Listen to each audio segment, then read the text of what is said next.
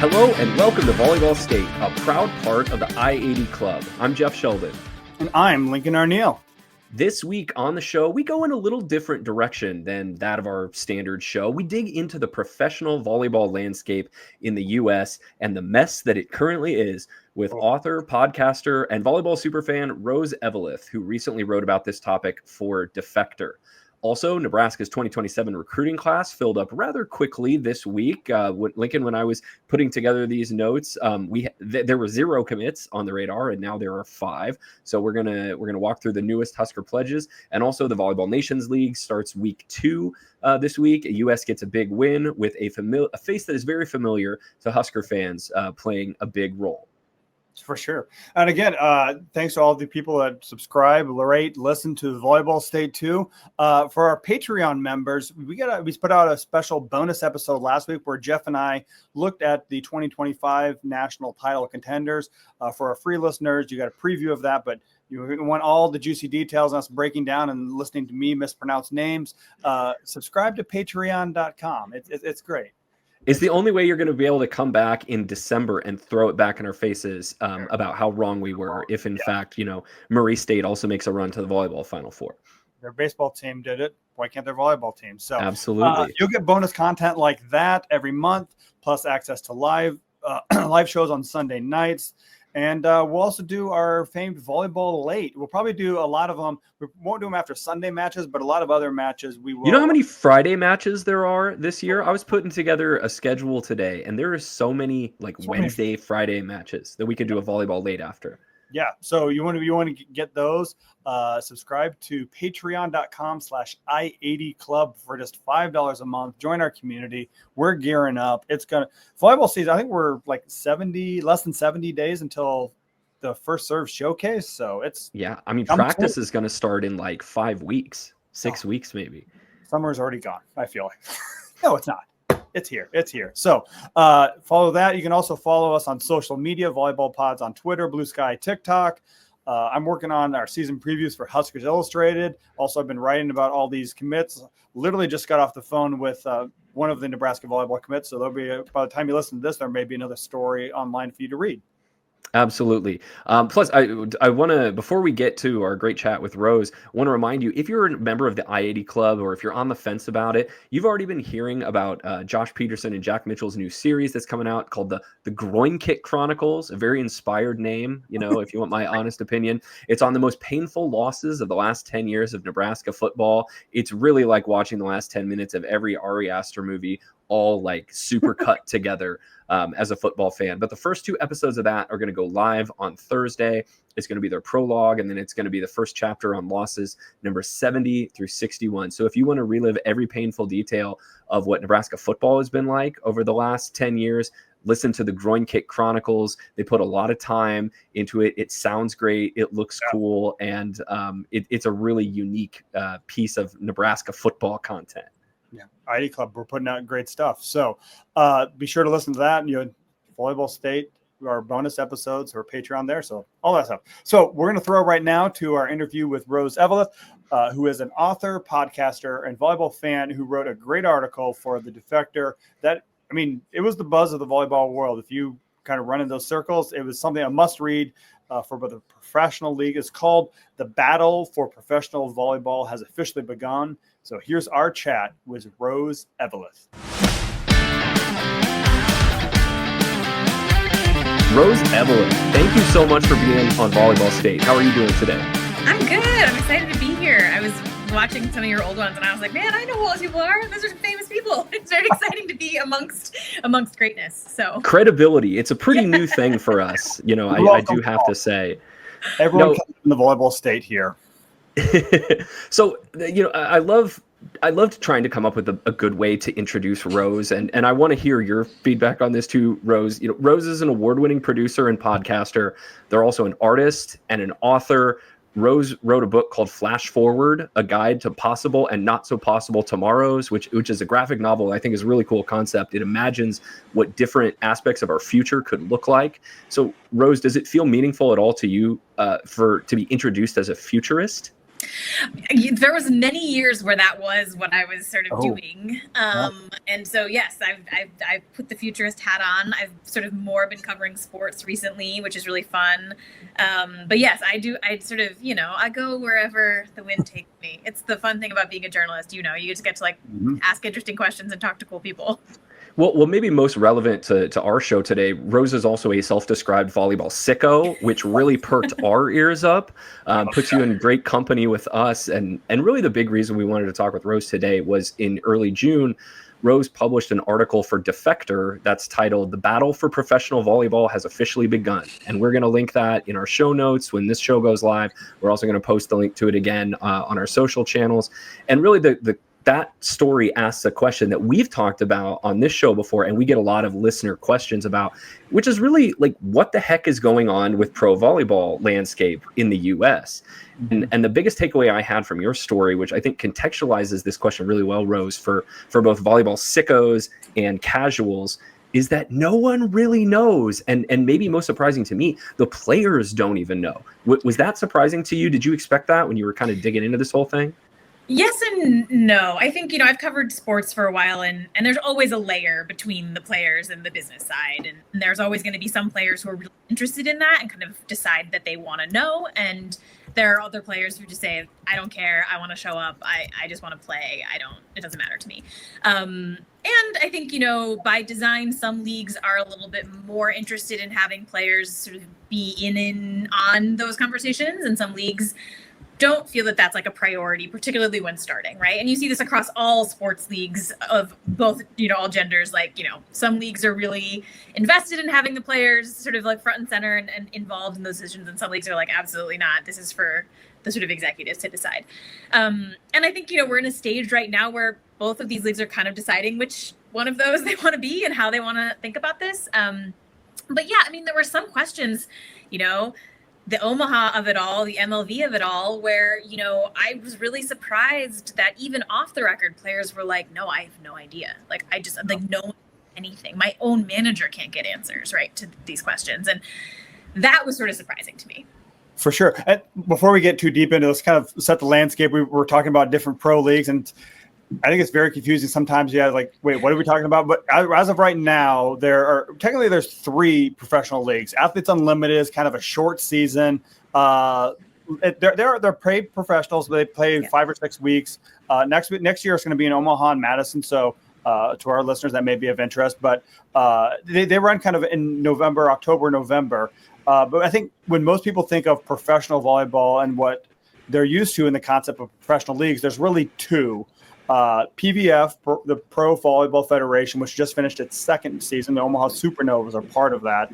And then Love, or League One Volleyball, which just finished its 1st season. And that's more of a single entity, whereas PVF is kind of the traditional franchisee where each different team is owned by a different set of owners, and collectively they operate as a league too. So anything else that you two want today, Love Austin announced that they had franchised. So we have an ownership group now for one League One volleyball. I will say, I really think that the fact they want us to call it Love, even though it's LOVB, really makes my brain melt a little bit. I keep wanting to call it Love. But Love is how they want people to refer to it. But yes, Love Austin has an ownership group now. And so this was always sort of the plan, was to start with a sort of a centralized league run situation and then it sort of slowly franchise. And so today we got our first look at what that might look like. Super interesting. You have some NBA, co-owners, you have some folks in there. So it's a really interesting move to try and to see sort of how quickly they're going to do that. Is it going to be, they've said they're not going to expand to new teams. And so there's only going to be the sort of core team 2nd season. But yeah, it's sort of an interesting, different model.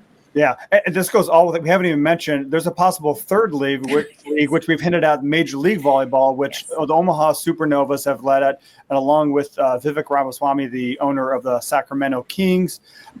He's also they mentioned, we have 0 details outside of what the public first announcement in January. So we can get into that, but I just want to make sure there's the scene we're setting. But kind of first, Rose, you say you describe yourself as a volleyball sicko. When did you decide this is a story. This is something I'm going to dig into and really kind of explore what's going on underneath the surface? I mean, I think a couple things. I'm always drawn to kind of like interesting, weird sports stories where you have like, wait, what's going on? What is this? And Defector, who I wrote this for, is always really interested in that. So it's like a nice sort of thing to do. I think I knew it was a story because I've been trying to get people, as I'm sure you all have experienced, to watch volleyball. And I'm like, hey, super exciting. Like there's now, because, some people, they don't care about college sports, right? There are some folks for whom college sports is all that matters and they don't actually care about professional and vice versa. But, I live in Oakland. We have Stanford, who has a very good women's volleyball team, but like, we're not really a volleyball, like a really hardcore you all live in like volleyball nation, right? And like, we have volleyball for sure. But I was trying to convince people, I go and I watch the WNBA games. We have the Valkyries here now, which is very exciting. Very confusing for Orlando fans. Yes. Yeah, no, totally. And very different branding, which is sort of interesting. Yes. But yeah, and so I've been trying to convince people like, hey, we should watch like volleyball. And then they come back to me and be like, wait, okay, so I tried to Google this, but like there's all these leagues and how do I watch and what does this mean? And I'm really interested in this current moment for women's sports where there's a lot of excitement and a lot of, I think, attention. And with that comes money, but not always from people who actually care about women's sports, right? There's sort of the difference between, do you care about women's sports or you just see a money-making opportunity? And this is kind of an interesting example of the sort of ways that those things can come into conflict, I think. And so, yeah, I think it was just, I couldn't stop talking to people about it. And finally, my partner actually was like, why don't you just pitch this to Defector? Just stop talking about it at dinner. Yes. Always a great partner response is, I'm tired. Go work on it. Go research. Go work on that. Well, I would have to think that the owners, the people who invested in either of these leagues, whether it's Love or the PVF, recognize that profitability is not going to come right away. Not with the crowd sizes that even Omaha has been able to draw in the Supernovas when they were able to get 5-digit crowds for most of their matches. Not when the TV revenue just isn't really there yet. So I would have to think that the ownership group, everyone who has that amount of money is not running a foundation, right? They're not investing in a charity case. But the immediate expectation seems like it couldn't be to make money, profitability within the first 2 years. But did you get a sense, Rose, that that's kind of what the expectation is people are getting a little antsy about the status of their investment? It's hard to say. I think that on the one hand, and I don't think that anyone should be investing in women's sports purely for charity, right? Like that's not, I think, also a good way to think about it, because then you end up with people making decisions about women's sports in this very paternalistic, oh, isn't that cute? You guys are inspiring children and not like you're actually professional athletes, which is sort of a pet peeve of mine. But I think that different investors seem to have really different ideas about sort of the profitability here. I think the challenge sometimes is that in order to get investors, you often have to pitch them on a model of profitability that is essentially fictional. To kind of go back to our futurism conversation, right? You have to kind of pitch them on what could be, right? You're showing them photos of the Nebraska football stadium full of people to watch the Nebraska game, and maybe not talking about how that was a one-time thing and not a thing that was, I think, it's not that anyone's foolish. I think these investors know that, yes, this is an investment, and most investments don't make money, right? That's how the game works, is you roll the dice every time. But I also think that there is this sense right now that this is where the money-making opportunities are. Mm-hmm. And I think it would be foolish to think you're going to make money on any sports league in any sport in the first 2 years of its existence. But I also think that there is a little bit of people getting, that sort of starry-eyed look around the WNBA's incredible growth, right? And you can make these pitches that, volleyball is the fastest growing sport for youth, and that there's the youth market to think about. And, and there's all these sort of, additional revenue streams perhaps that aren't just the league. Mm-hmm. But it's hard to say. I think every investor has their own threat model and their own kind of ideas about what they're investing in and why. And then you get a group of people like that together who all kind of have slightly different ideas about what they want that to look like. And sometimes that works okay. And sometimes you end up with tensions, which is sort of a in PVF at least. it is one argument for the love model, right? Is like centralize the beginning and then sort of franchise as you go. So you're not kind of dealing with too many cooks in the kitchen early on, but there are downsides to that model too. So I don't know. I mean, I think it's hard to say what is in any investor's mind at any given time, but I don't think any of them are foolish enough to think that they're going to be making bank in 2 years, but I do think that they see this as a money-making opportunity in the future. Well, and what we're seeing, it seems like to me, and please tell me if you guys think differently, what is unique about this moment in volleyball is like we've had sports where there have been competing leagues before, but usually what happens in those instances is you have kind of an upstart rival league come in to challenge an established league. So like when the ABA challenged the NBA or the USFL, I mean, you might even have to go all the way back to like when the National League and American League in baseball were two separate leagues in the late 1800s to find two kind of, I would say, equal or equal-ish leagues start at about the same time. Yeah. So women's professional hockey. Yeah. Oh, yeah. Okay. In the last couple of years, women's professional hockey went through this exact thing, right? They had two leagues that sort of started up right around the same time. And they were both trying to be the women's professional hockey league. And the reason that they ended up merging, actually, and this is sort of an interesting question because this doesn't exist for volleyball, the reason that the two women's hockey leagues had to merge in 2023 was because the NHL was like, listen, we want to support one of you, but we're not going to stick our neck out. We're not going to get involved in this fight. Figure it out, and we will support whatever women's hockey league exists. And that is what happened. You don't have that here, right? You don't have the men's professional volleyball league, like the NHL of volleyball does not exist. So there isn't that same kind of top-down pressure to say, okay, we need to get this endorsement from this like successful money-making league in order to make this work. So you do see this, we saw it in 2023 with women's professional hockey. I mean, it's not as popular as, women's volleyball in the US, but I think there is some, and sort of the WNBA has got its own history there as well. Yeah, I was thinking of the AABL started about this year, I think a year before the WNBA, but it only lasted 2-3 years before I think the backing of the NBA really, the financial heft pushed the W. Right. But again, like you don't have, like there isn't that here, which is super interesting because I think there's a lot of great things about that, which means you're not sort of having to satisfy another league and all of that. But it also means that there maybe isn't that sort of financial support from something that's established. Yeah. I mean, what Rose, what do you think is the single biggest factor to determine what league will succeed? I mean, is it first to market? Is it the investment? Is it TV deals, or is it kind of where players kind of go and follow the leadership there? It's such a good question. And I want to believe that it's like the quality of the volleyball, but I think we all kind of know that's probably not going to be the thing necessarily. And I do think the quality of the volleyball in League One is better by a little bit. I don't think there's a lot of contention around that point, frankly. I'll get yelled at by PVF fans about this. They really love to say that, but no, we've said as much on our show too. Yeah, I think that's a safe statement here. You're in a safe space. Okay. And I mean, like, I'm happy to defend that argument. Like, I think that's correct. But I don't know that that's necessarily going to be the thing. I think that, I think, unfortunately, the TV, like, just the media deals are going to be the thing that kind of make or break a lot of this.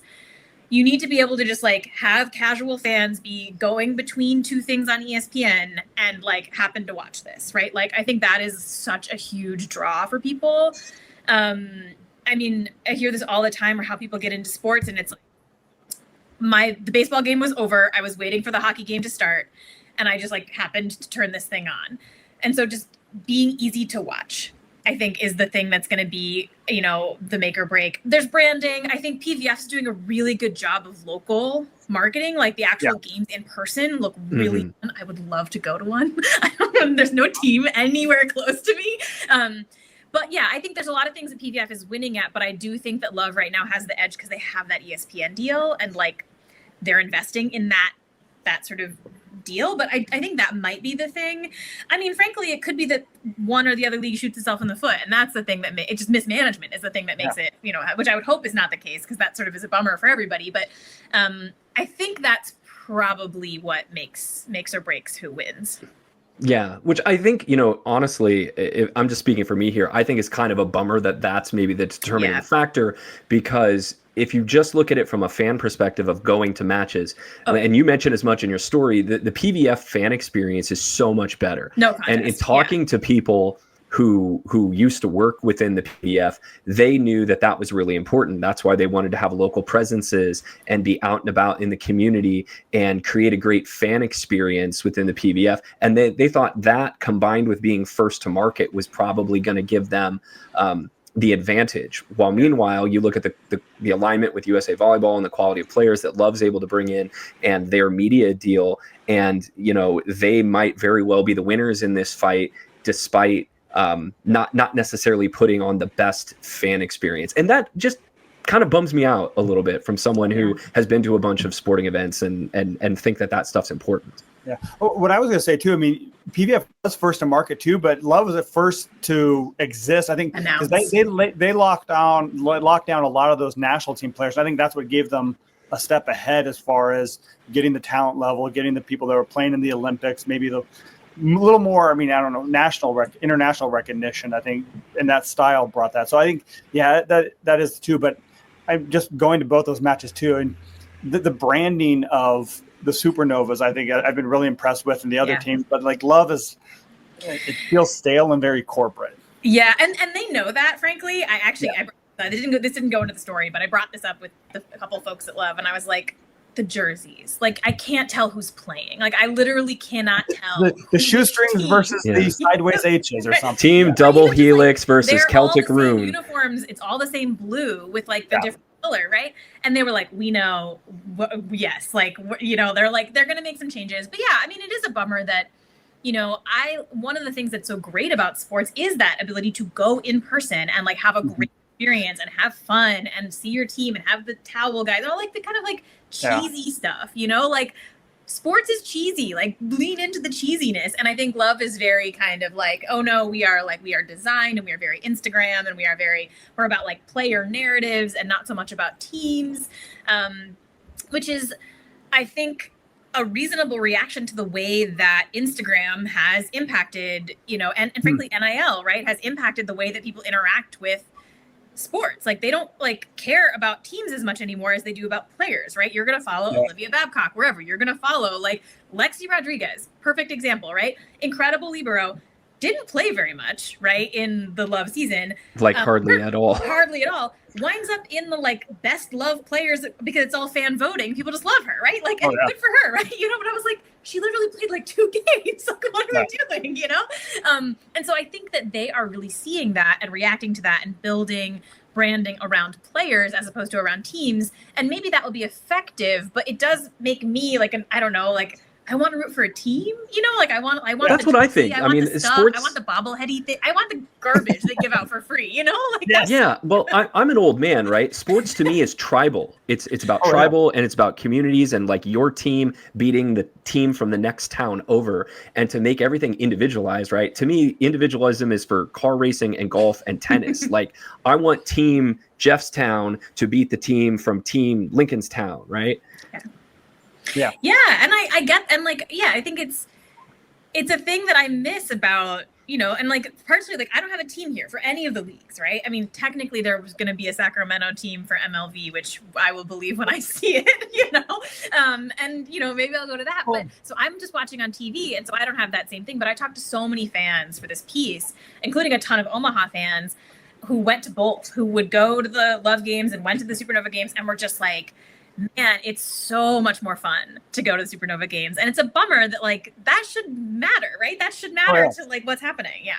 Yeah. And I think I was going to say 2 points. I mean, that's one thing that Love kind of did is they played into those rivalries. Like, I think people from Omaha want to beat people from Madison, want to beat people from Austin that have the kind of like built-in college rivalries too. But you mentioned the branding, and going back to your previous example of the professional women's hockey, because the first league they existed, they were just straight team names. They eventually added logos, mascots, and that. I mean, is that something that, do you see Love maybe possibly going down that road? I mean, have they talked to the professional women's hockey league, or?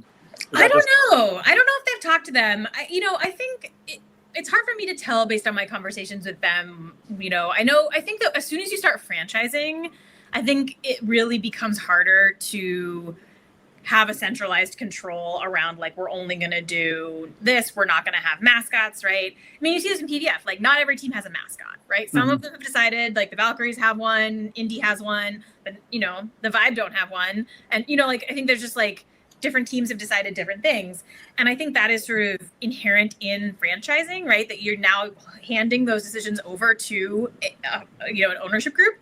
Yeah. And so at some point, Love will just sort of not be able to like determine whether that happens. Yeah. I think on the naming front, I don't know. I mean, it's funny because you see in other leagues, the shift away from like in MLS, for example. Yeah. Or even in the NHL, right? Utah Hockey League, a lot of people just wanted to stay Utah. They didn't want to have. I mean, I think I like having a mascot. Again, I like the cheesy stuff. I want the cheesy stuff, Sure. Like I'm so taken by like Indy's mascot, like giving interviews. I was born with a volleyball head. Like, like that shit is so funny. Oh, sorry. I probably shouldn't curse on your show. You wouldn't be the first person. No. It's just great. It's like people love Brady. Like people love, like I'm a Mets fan and like Mr. Met is absurd and I love it. Right. It's just sort of, I think there's a little bit of chaos makes sports fun and trying to really lock down that chaos. But again, MLS, all the teams now are moving away from, they're all just, it's a very European LAFC. thing though. Yeah, it's a very European thing. And Love's model is very European in a lot of ways, trying to have that kind of like club to pro pipeline. So maybe they'll keep it. I don't know. And maybe it'll work for them. Like if I were really good at running a business, I would not be a freelance journalist. Yeah. I wonder too. I mean, the one thing I worry about Atlanta, they're the Vibe, and like naming a team the Vibe when the major point scoring is the kill. The Vibe Killers just doesn't work in my. So sorry, Atlanta. I cringe every time I think about that. But Atlanta, I mean, they get turnout. They have they have real fan engagement in Atlanta in a way that I think is really is really fun to watch. Those fans are into it. I love that. Yeah. I want to get back into the PVF MLV thing in just a couple of minutes, but while we're talking about Love, let's stick with Love here for a second. One thing you touched on in your story, Rose, in Defector was kind of the setup of Love, why it's unique, and really why it's maybe drawn some criticism for its unique tie to youth clubs. For people who haven't maybe read your story yet, would you take us through that briefly? Sure. So League One is an entity, and there is League One Pro, which is sort of the professional league we've been talking about. And then there are League One clubs, and those are youth volleyball clubs. And so they have been sort of going around and making deals with existing volleyball clubs and sort of bringing them under this umbrella. And sort of the idea is like the European model for soccer, where you'd have a club, like a sort of, a sports club, and someone might be a youth player from 9 years old and then just sort of move their way through. And so you would be a, 9-year-old Love Austin player, and then a 16-year-old, and then college? Because in Europe, that's not a thing that's happening. These players are not going to college. They're going straight through to, if you make it all the way up, you're going to the, the professional team. I can't see a near-term future in which U.S. women are not going to and the NCAA. That just doesn't seem like it makes sense to me. It works for European soccer because you're making a ton of money if you get to the end of that. That is not the case, right, in what we're talking about. And also, education is good. People should get an education. I'm pro going to school. And so, but in theory, that's the model. Now, the criticism of this is that some people have alleged that Love Pro is using the fees from youth volleyball clubs to basically prop up the professional league. And that they are basically buying up these clubs, increasing the fees on these parents, 99.9% of whom's kids will never touch anywhere close to a professional volleyball situation, and then using that money to fund the pro league. Now, Love maintains that they are not doing this, that there is a firewall between those two things, and that the club money is the club money and the pro money is the pro money, and that is not happening. I have to sort of take them at their word for it. There's no way for me to verify this. I did talk to a couple of parents of kids who are Love Club parents, and ask them about, because you see people say online like, oh, they're hiking up the fees like crazy and this and that. And they both are kind of like, every year it goes up a little bit, but it's not different than the past years when it wasn't a Love, club travel sports is really expensive, and I was gonna say that's sucks. youth sports in general. Yeah, just youth sports in general.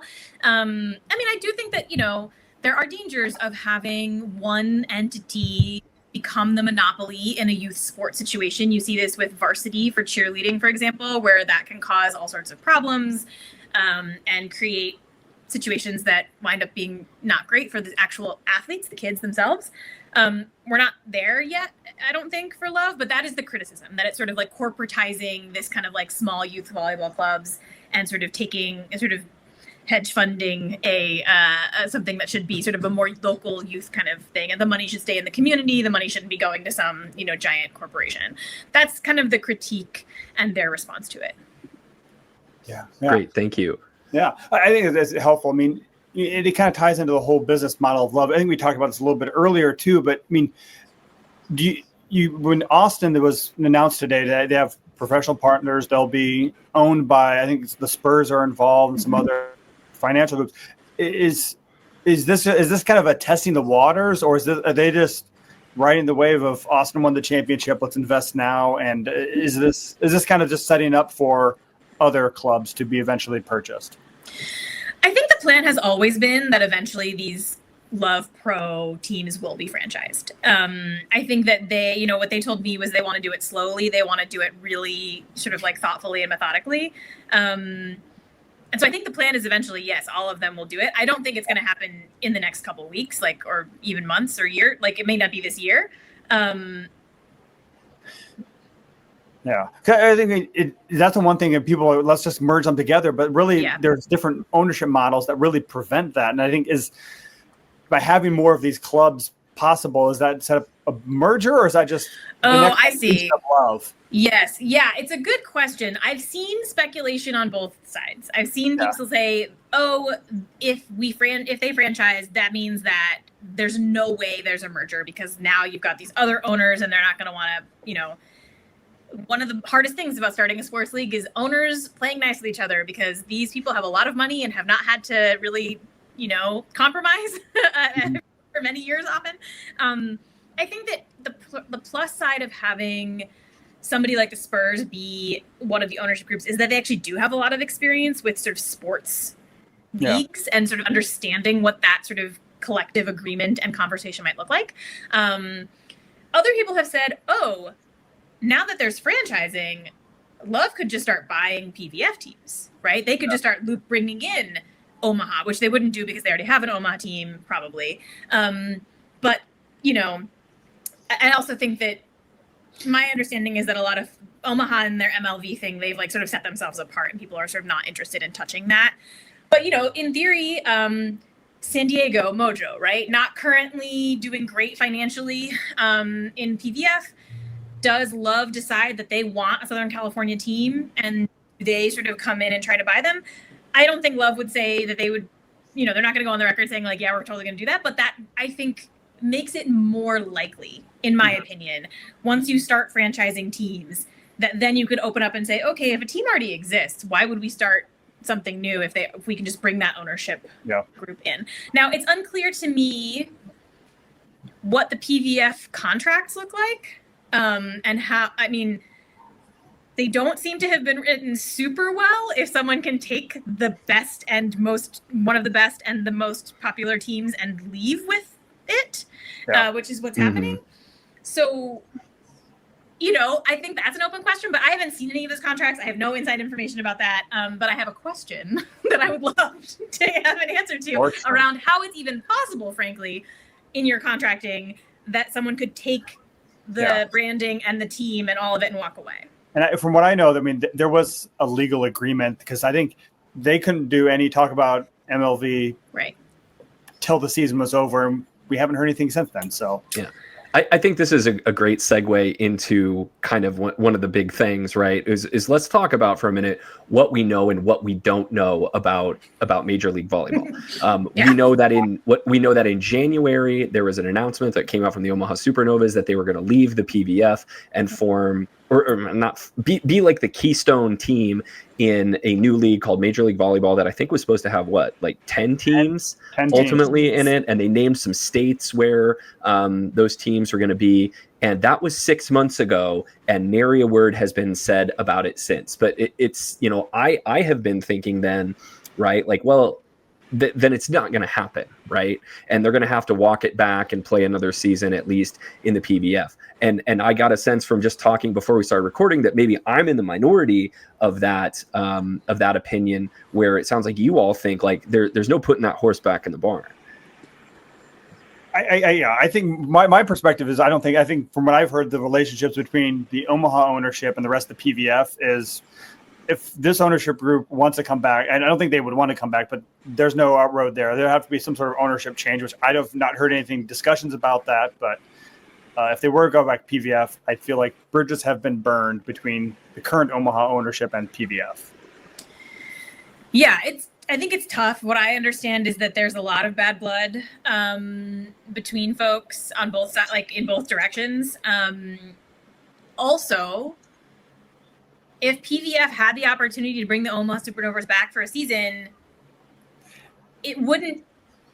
I mean, setting all of that interpersonal stuff aside, business-wise, that would be a smart thing to do, right? Yeah. Like their attendance numbers are way higher than anyone else. They are bringing people in. They have some of the really marquee players, right? Brooke Nunneveller, friend of the show, right? Like, who's great, who's amazing, and a big fan. Like, love her libero days at Oregon, like all of that. But yeah, I think if just looking at it from a pure like business perspective, it would be, if the opportunity was there for PVF, it should be considered, in my opinion, just because that is a cash cow. That is a way that you're going to get people.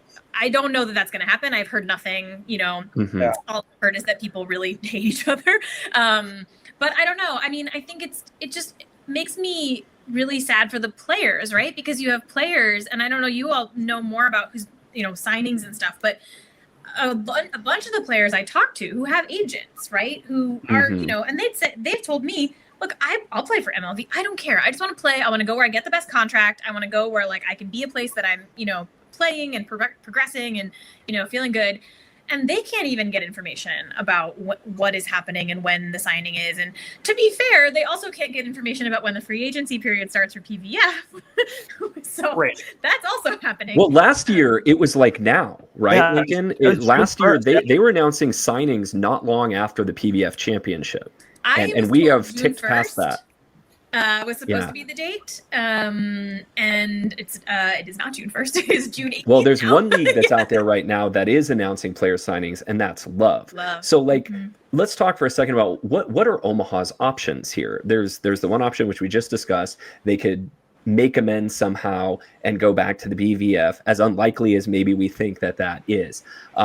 They could pull an end run and get Major League Volleyball off the ground and get that up and running by January of 2026, which I think is unlikely, but stranger things have happened.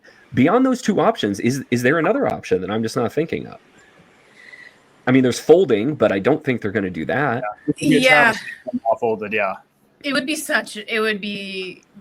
just like a really brutal. That would be brutal. Well, I think. Yeah, I mean, it like I say, it is possible that MLV is just making big moves very quietly. Hard for me to believe that, but you know what? Like, that can happen. Money makes things happen. If you bring enough people with enough money in, like, it may be sloppy, but you could get something up January. Certainly not 10 teams, but I mean, then it's like, they start thinking like, okay, what is the minimum viable number of teams for a league? 5, I would say, probably, right? If you only have 4, then it's like, what are we, that's a round tournament. You know what I mean? Like, what are we doing? There is a version where MLV exists, Omaha plays in it, but they sort of play in like an invitational kind of way where they invite teams to come play them. And it's less of a league and more of a kind of like expo barnstorming kind of situation. Savannah Bananas type of thing almost, or? Kind of. I mean, I'm just brainstorming here. Like, I think it's tough. I think it's really tough. And then you get, if players have signed with Omaha, what have they been promised? I know that several folks who have season tickets for the Omaha Supernovas have been getting phone calls from the team being like, hey, you know, and I don't know if you two have had the same thing where it's like, come and, you know, buy your season tickets. And they've asked like season tickets to what? Like, you know, what would I be, who are we playing? Like, where would we be? Like, who's on the team? Who is on the team? Yeah. Or like, is there a team for us to play? You know, like what is going on? And they've gotten really vague, like, oh, well, yeah, MLV's the plan. MLV's the plan. Like, that's the plan is kind of the answer they get. If I were a season ticket holder, I don't think I'd be putting my money down for that. I don't know. You know, like, it's not like we're, you know, it's not talking like, it's not like, you know, NBA season tickets. Like, it's not, you know, an absurd amount of money, but still. Great question. Yeah, I think it really puts the players in a really unfortunate position to have to make decisions about, and a lot of them love playing in Omaha, right? Omaha's an amazing place to play volleyball if you don't have to leave and you want to stay. But, you know, at this point, you're risking not having a place to play at all. Yeah. Well, the other option that I've heard, and this maybe is one of the more wacko ones of the ones we've thrown out, is somehow there is a merger between Love Omaha and the Omaha Supernovas.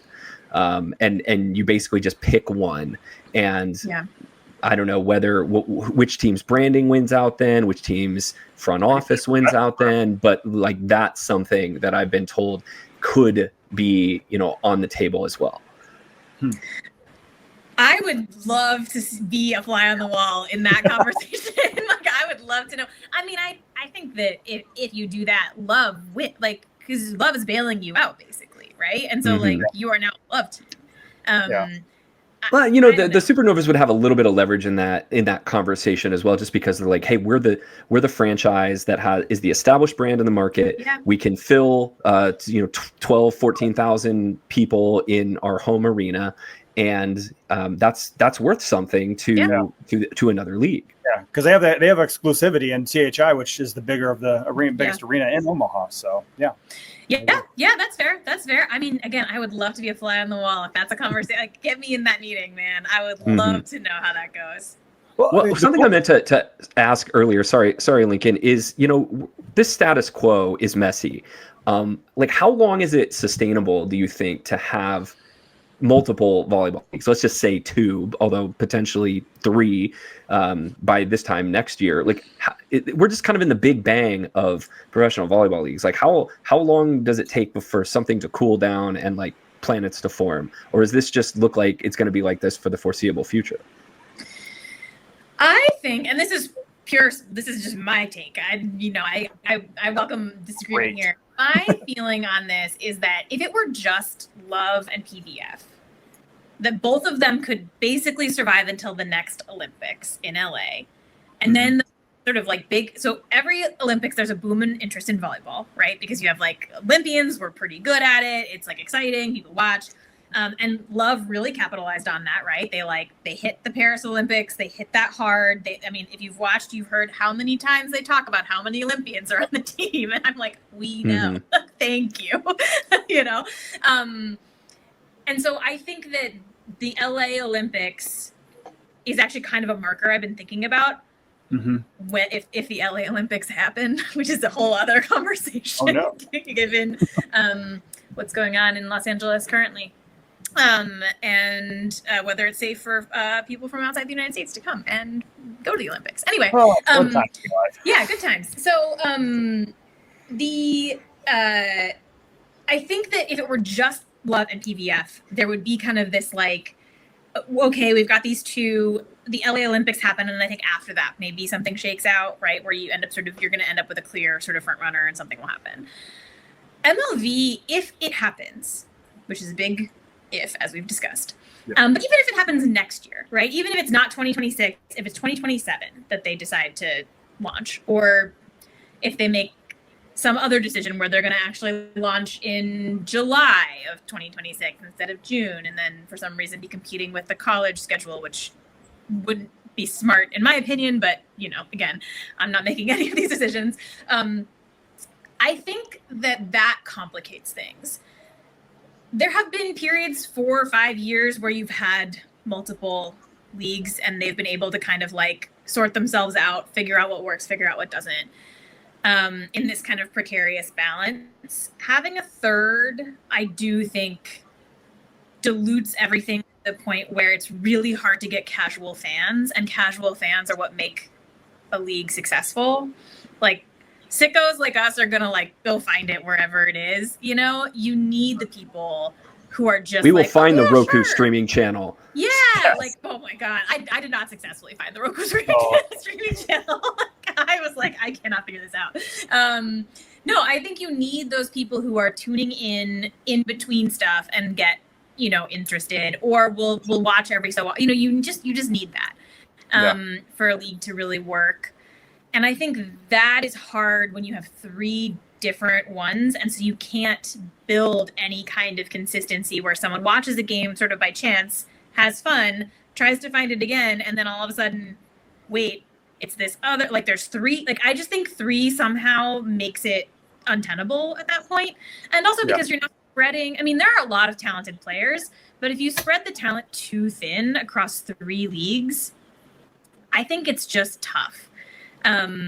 Some people will say, oh, well, Europe, they have all these, you know, they have different levels and they have all these teams and stuff. It's just such a different market. It's such a different proposition. Those stadiums that they're playing in are much smaller. So they're full, but they're also half the size of the ones that we're trying to have people play. You know, there's just so many that are different that I think it's hard. It's like a little hard to compare the European model to here. I don't know. I've been thinking a lot about LA as kind of the like spot where it all kind of shakes out as kind of like that litmus test, but I don't know. I mean, bring up LA, talk about the Olympics. That kind of another actor that's looming in the background is USA Volleyball. I mean, what role would they ideally be playing in all of this chaos? Well, I mean, there are a lot of people who look at what's happening and think that USA Volleyball is basically in the pocket of love, which is a reasonable thing to think when you see that only 1 PVF player is on the VNL roster this summer, and justice for Elena Scott is what I say. You know, like I just like justice for liberals. That's our mantra. And you also see that you have the head coach is a head coach in love, right? You see a variety of things on that front. It's interesting. I sympathize with the folks who say, look, USA Volleyball's job is not to figure out like which professional company is going to win, right? Like that should not be something that they are dealing with, which I think is true sort of from a philosophical standpoint, right? Like you have your, you know, corporate businesses that are making leagues and teams and franchises. And then you have your sort of like federations, right, that are dealing on the international scale, like with the Olympics and stuff. And I do think that having them be separate is something that's important. And of course it's always messy, right? Like you're always going to have, you know, the coaches are going to be you know, you want the best coach, and the best coach is an NHL coach and coaches the, you know, US, like, you know, Olympic team or whatever it is, right? Like it would be silly to demand there be no crossover between those things. Yeah. But I don't know that USA Volleyball's role here is to weigh in at all. I think that they're kind of sitting back and saying like, we're going to look, and this is, you know, they've been on the record saying this is great because we get to see so many more players and we get to see them play after college, right? And develop here. And the coach, you know, Eric Sullivan can go to a bunch of games and actually watch players in person instead of just reviewing film. And, you know, I think that's great, but I don't know that they have a role in actually trying to tip the scale. I don't know if they should have a role in trying to tip the scales for anybody. Some people argue that they are already doing that by kind of like, you know, prioritizing, it seems, the love athletes. But I don't know. What do you guys think? I'm so curious. Well, this is one area where I feel like volleyball is unique from the other sort of rival league scenarios that we've talked about with basketball, with women's, with the WNBA, with women's hockey. Because in each of those scenarios, it seems like there has been some sort of powerful actor or central authority that has come in and either put its thumb on the scale or said, you know, like the Joker, right, breaking the pool cue in half and giving one half to each guy and saying, I'm locking the door. Whichever one of you comes out in 5 minutes is the winner. We don't have that, it seems like right now. And so then what you get is just prolonged mess, and you hope that the market figures it out. This is actually one area where I wish there was less democracy in sports. Like I wish that this mess would get cleaned up sooner rather than later, because then we could just all move on to having the best women's professional volleyball league that we can in the US, which is what I ultimately hope happens. And it's just not going to happen organically without it being continuing to be messy and confusing, and that could lose you years of developing fans.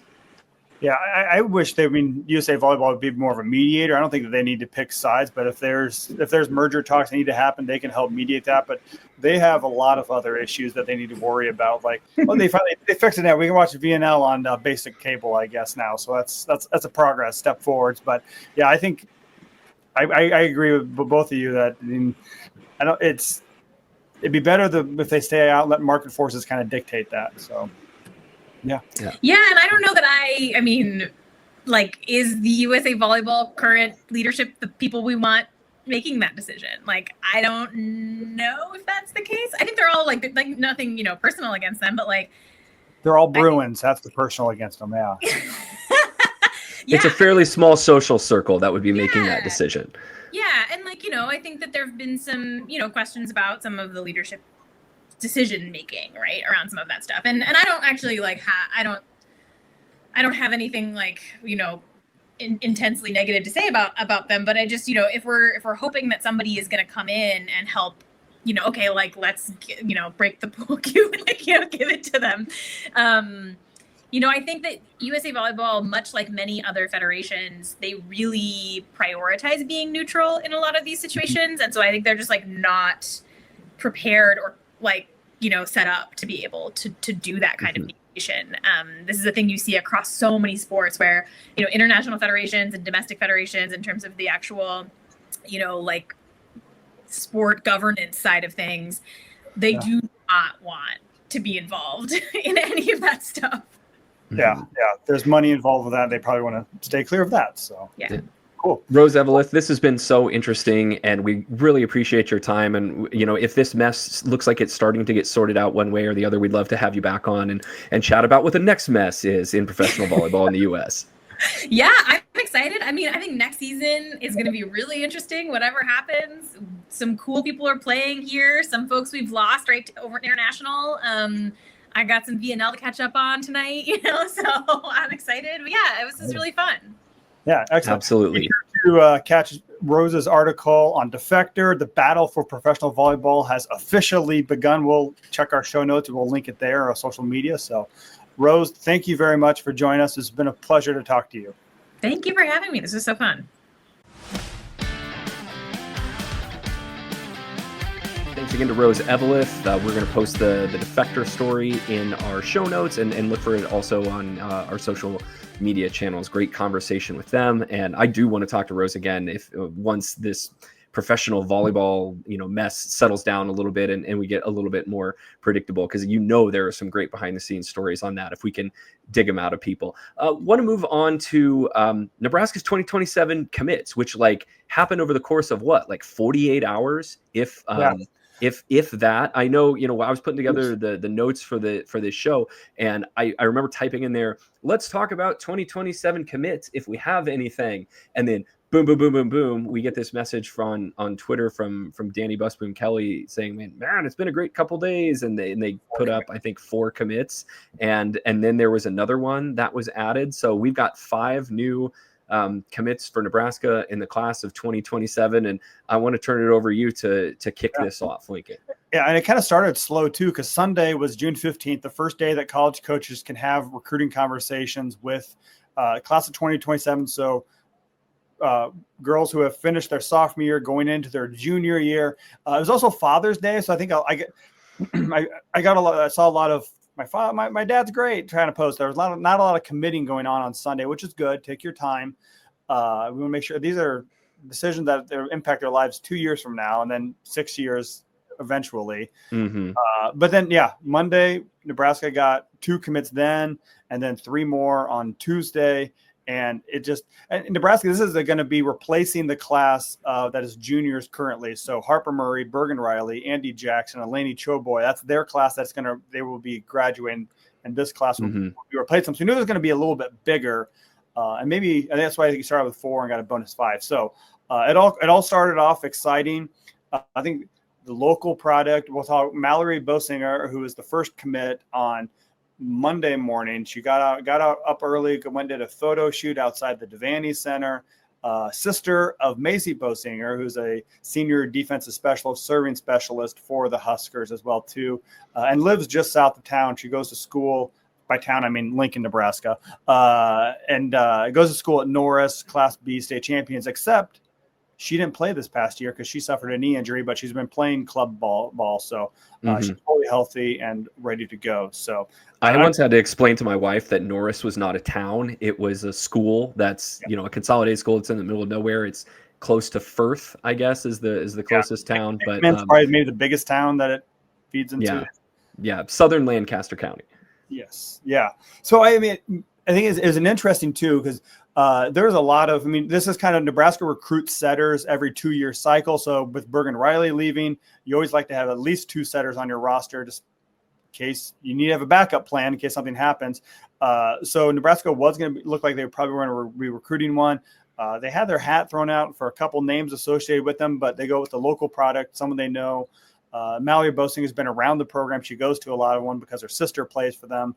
And so that's kind of cool seeing all the current players react to being so excited for Mallory with those social media posts. So she's a 5'9" setter. She's a little bit undersized maybe for what Nebraska had. Campbell Flynn is 6'3". Bergen Riley is 6'1". So she's a little bit shorter, but I think as far as skill wise and her hands and her ability to put the ball where she wants to, she's ranked by several recruiting services among the top 40, top 30 setters or players, not just setters, but players in the nation. Yeah. I would say the highest ranked player in this class that also committed this week is Kendall Omarui, a 6'4" middle blocker out of Castile High School, which is near Phoenix, Arizona. She's the #1 overall recruit by Prep Dig. I think Prep Volleyball has her ranked in the top 5. I think 4, yeah. Yeah, 4, just big physical middle blocker, the exact kind of middle that you want to bring into your program to develop. Her athletic ceiling is very, very high, and she is one of 2 members of this class that plays for the Arizona Storm club in Arizona. That's one of the best high school clubs in the country, and it is continuing what it seems to be right now, Lincoln, a pretty strong pipeline between Nebraska and AZ Storm, because it started with Lauren Stivrins, and then current Nebraska freshman Terea Sigler is part of that. The middle blocker, Kenna Kogel was also from that club. So you could do worse than developing a pipeline to one of the best club volleyball programs in the country. Yeah, and Kenna Kogel was part of the team. She is on campus now, but she stayed with them, and they won the national championship for 18s with Arizona Storm too. So they're putting out a lot of talent. Nebraska will see there. Devin Weist, I think, is an outside hitter that's going to Utah that played with Kenna. So yeah, they're pumping out D1 talent every cycle. And yeah, like you said, there's a few programs that are good to have pipelines too, and this one is definitely a good one. So let's talk quickly, kind of a transition to the other part one. So her partner. It's kind of cute, the picture. Hua Lei Kona. We'll go with that. How'd I do? It was pretty good. Pretty good. Better than I probably would have done. Hua Lei Kona. Yes. Her first name, I think, is Palua Hua, but she just goes by Hua. Is kind of what she goes by. But Thank goodness. Is a 5'8" libero defensive specialist. Her rankings by the recruiting services is not, she's right around 100 or lower, but you talk to people who know the game. She made the tryout for one of the under-19 national teams. She's an alternate, so didn't make the cut, but one of the top liberos that by coaches in the national team. So people really respect her athleticism, her ability, her passing is great too. Yeah.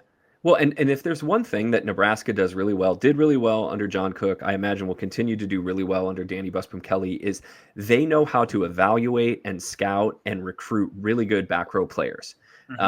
They have great ones on their roster now.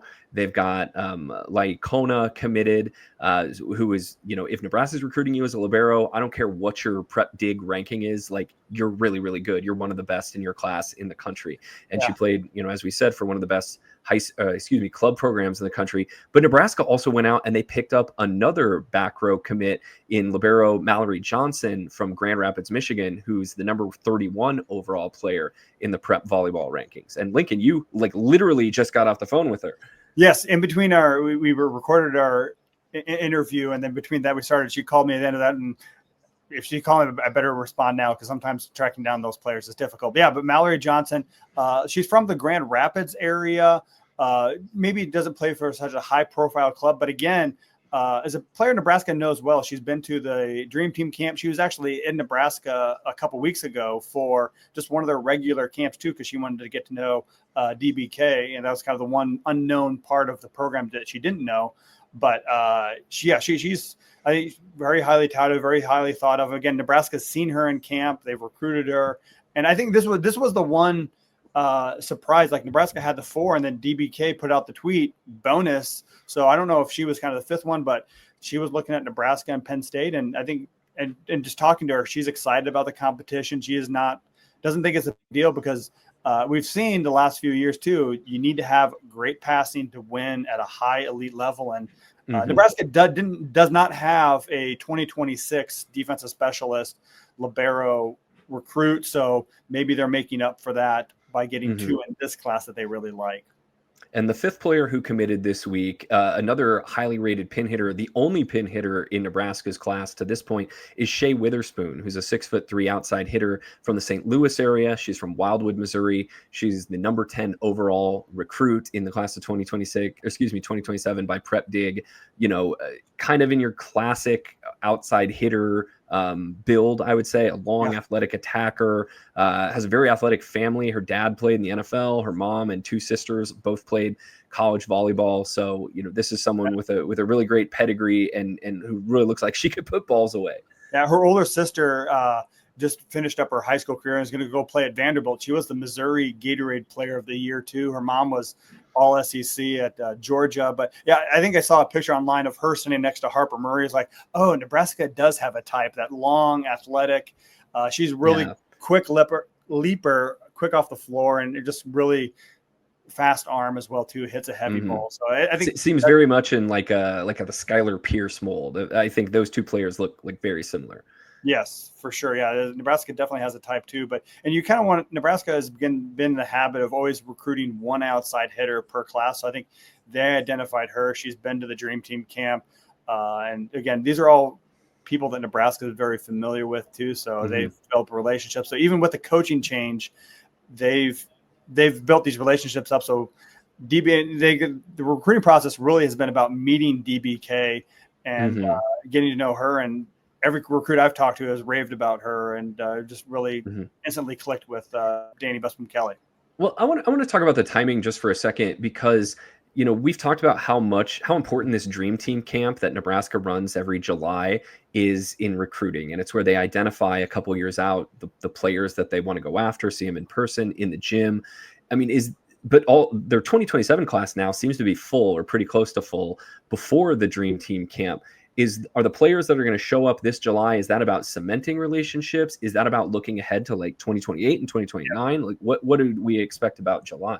I think 2028, 2029. Jalen Reyes actually did a good interview with Volleyball Adrenaline, and kind of they talked about this too, because you saw the past couple of weeks before July 15th, a lot of the top prospects are going all across the country, attending these camps, getting their pictures, getting their social media posts, and that they kind of, they're not talking recruiting, but they're getting shown the program. They're getting to know the coaches, work with them a little bit in a camp setting, where Nebraska really doesn't do that. They wait till July. And I think that started before this rule came in where you can't have recruiting conversations until after their sophomore year. And Nebraska they kept it. They were on a roll. They work ahead. And that really, I think, gives them an advantage where they're no longer worried about 2027s. And there may be, the last couple of years, there's been 1 or 2 uncommitted prospects. Ryan Hunter came during hers and committed shortly thereafter. But really it's more about more about the future, the 28s, the 29s, the people that are finishing their 8th grade and their freshman year that they're looking at. And you're not going to know until at least a year and a half, right, on which school is going to be judged by having the nation's best recruiting class, by the recruiting rankings. If such things matter to you, I don't know that they necessarily matter to me. But if you are this level of volleyball sicko, you have to think that Nebraska is going to have a top 2 or 3 at least recruiting class in the class of 2027, kind of right up there with Penn State, who also has reeled in a really, really great class. It looks like, but this is going to definitely be a top 5 class, which is kind of the expectation now, I would say, for Nebraska year after year. For sure. Yeah. And it feels very weird 4 days into the recruiting cycle to crown a champion. But you look at some of the prospects that are left too, a lot of them have been kind of spread out.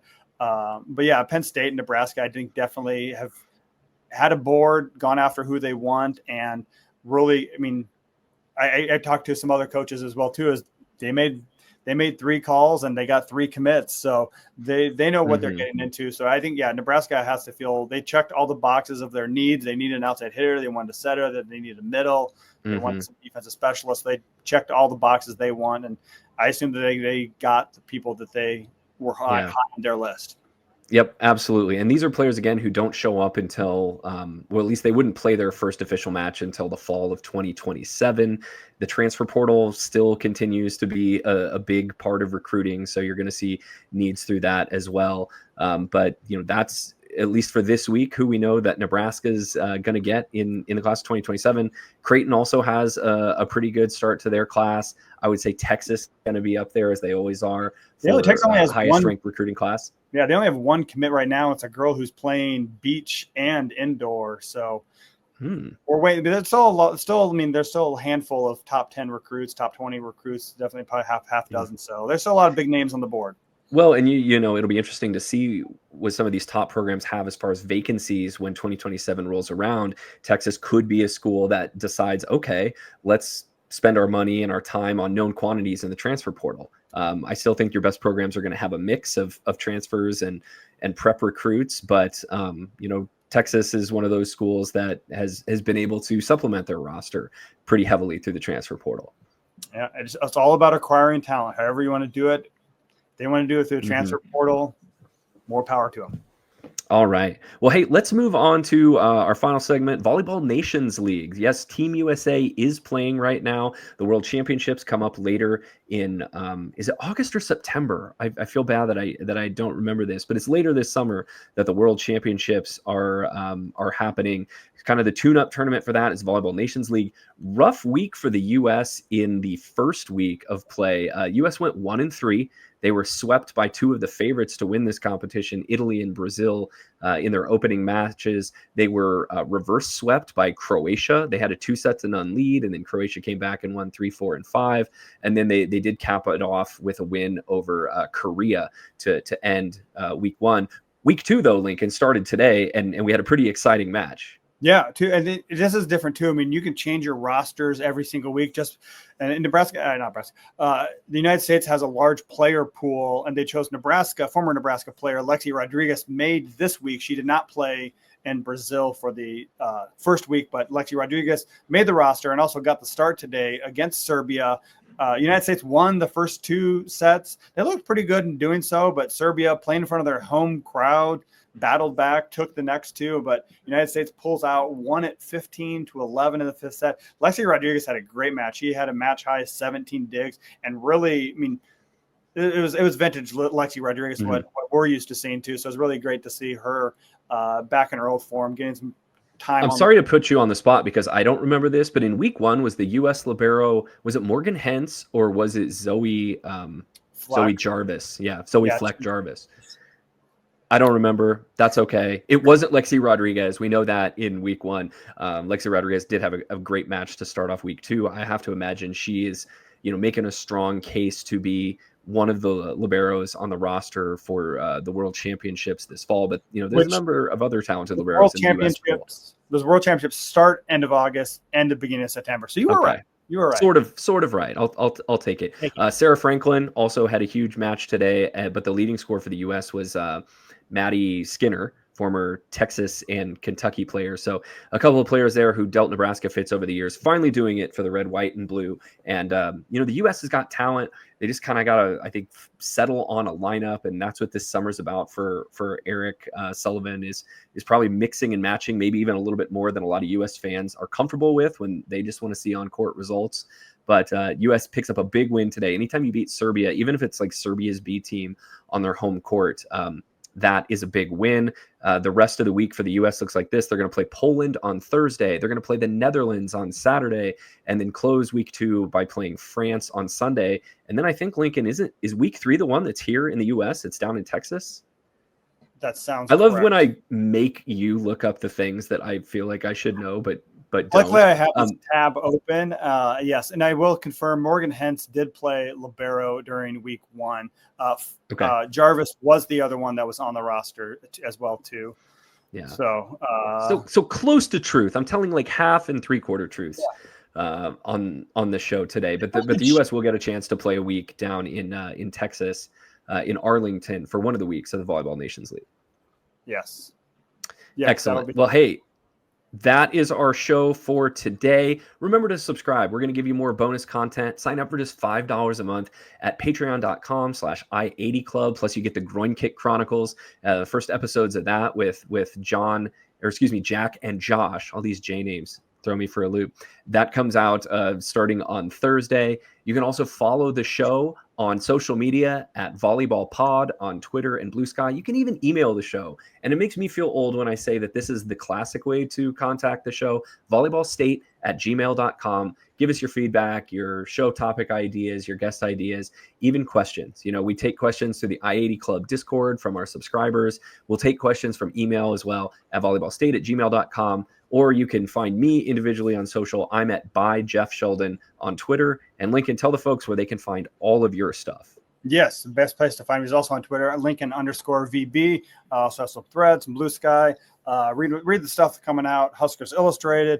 I'm working on the preview for the fall season, Big Ten, diving in, learning everything I want to about Indiana's outside hitters. So it's a good time. So plenty more. We'll be back soon enough. There's a lot. It's an off season, but there's a lot happening in the volleyball world, and we're going to keep putting out quality content for you. And thank you for living in the Volleyball State.